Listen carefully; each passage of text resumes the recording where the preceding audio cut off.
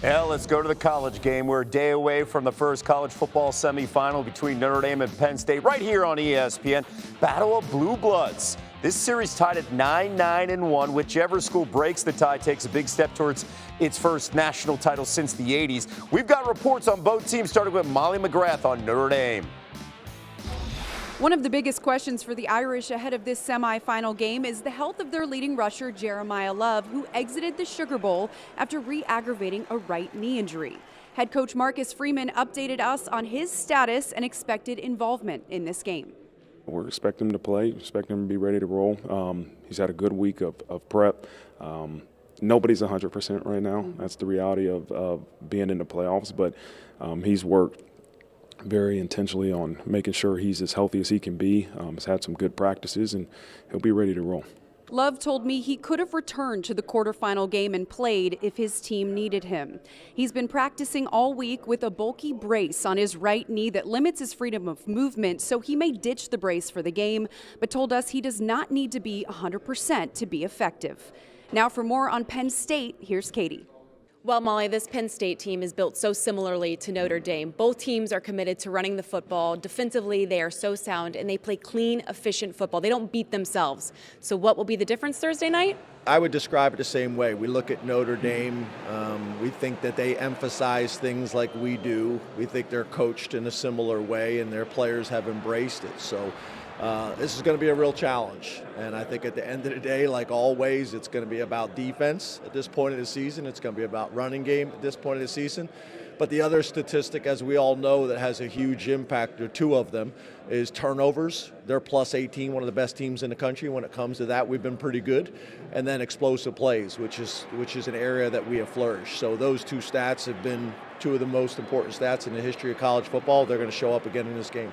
James Franklin also confirmed that Big Ten Defensive Player of the Year Abdul Carter will be a game-time decision. Franklin says Carter is progressing well and doing everything in his power to be able to take the field. Franklin is optimistic we will see Carter in the national semifinal.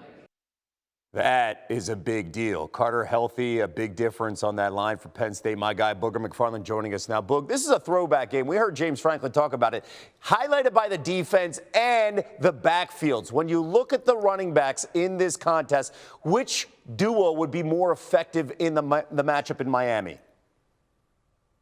Hey, Kev, you're right. We got some great duos. And when you look at Penn State with Allen and Singleton, Notre Dame, Love, and Price, I'm going to go with the Notre Dame duo, Kev. And I know Jeremiah Love is a little bit iffy with the knee, but for me, it's more about the offensive line. I think Notre Dame's offensive line may be the most dominant unit in this game. They're going to try to control the line of scrimmage and be physical and run the football. I think their offensive line will lead to Jeremiah Love, if he does play, may be limited, and Price putting on a show in the run game, especially Riley Leonard on some zone reads. The Notre Dame offensive line is the difference in the game, Kev. The Irish a slight 1.5-point favorite in Miami. Meanwhile, the Cotton Bowl is Friday night on ESPN. The Longhorns have arrived in Arlington for their matchup against the Buckeyes. Here's Texas quarterback Quinn Ewers on being the underdog.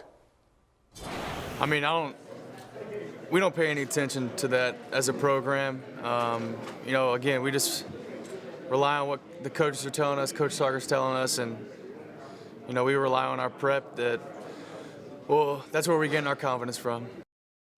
All right, Friday's Cotton Bowl matchup featuring two of the best defenses in the nation this season. Both rank inside the top 5 in the FBS in multiple categories, including points and yards allowed per game. However, Texas has given up 27.5 points per game during the playoff. Boog back here with us. In what area do you think Texas can really challenge this Ohio State team?